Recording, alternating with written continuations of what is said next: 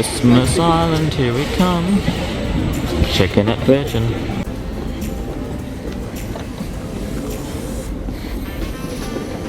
We made it through after quite a wait, and so they didn't let us know, but we're actually in the international departures. We have to go to gate 54, so a bit silly that they didn't let us know, and now we have to find out where we're going from. So if you go to Christmas Island, you have to go through the international departures. They didn't let us know at Virgin, so thumbs down for Virgin there at the check-in, but nevertheless we made it to the international portion, and we still got a bit of time before boarding, so we should be right.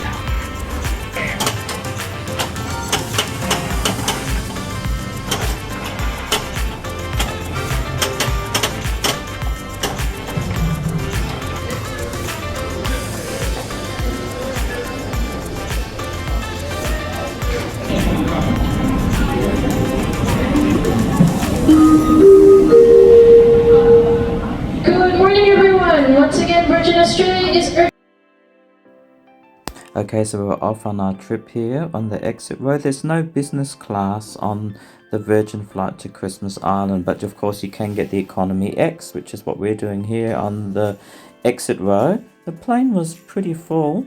There wasn't many tourists. It was mostly locals going back to Christmas Island. And yeah, so anyway, the seat, we've been in Economy X before, both in the exit row and also at the front of the plane. So yeah, great leg room, and it's definitely well worth paying the extra. I can say that right off the bat. We had to stop here on the runway and we got a great look at a plane landing, which was quite interesting. Anyway, so there's also a meal service on the plane as well, which I didn't actually film, and which is quite unusual as well these days. Normally on the Virgin flights, domestic flights, you have to actually pay for the food from a menu. You usually just get maybe a snack or a drink. That's about it. So I don't know if it's because we're sort of going overseas. Technically it is overseas. It's a 3.5 to 4 hour flight to Christmas Island, depending on which direction you're going. We had a nice view of Perth as we took off as usual, and also we sort of flew out to the ocean to head northwest to Christmas Island. We could see Rottnest, which was also quite nice. So you can have a quick look in the cabin here and see. So yeah, fairly full flight, but you know, it was quite a fairly smooth flight. The weather was really great. The further north we headed though, there was more cloud, and we saw a few storms as well.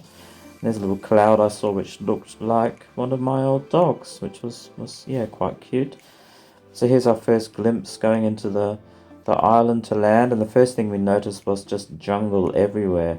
So yeah, but the flight went quite quickly, and like I said, it was fairly smooth. So all in all, it was a good flight, and yeah, I definitely think you should, because there's no business class, you should take up the extra leg room with the extra price, which I think was $35 each for my wife and I. So a good flight. The only thing was the flight did get delayed for an hour or so. So of course we were an hour getting into Christmas Island, which is an hour earlier than Perth, a time difference of 1 hour if you're not aware. So that's not unusual for Christmas Island. So flight delays are common. So it won't be unusual, let's put it that way. If you're going to fly and the flight does get delayed, it's very, very common. Once again, the staff at Virgin were also really, really great. I do find them quite friendly and efficient. So yeah, all in all, I would say it was a pretty good flight over to Christmas Island. And of course, we were quite excited to be there for our first time there. Okay, well, thank you very much for watching. I really appreciate it. If you haven't already subscribed, I would love if you did that. If you're into reviews and travel and animals.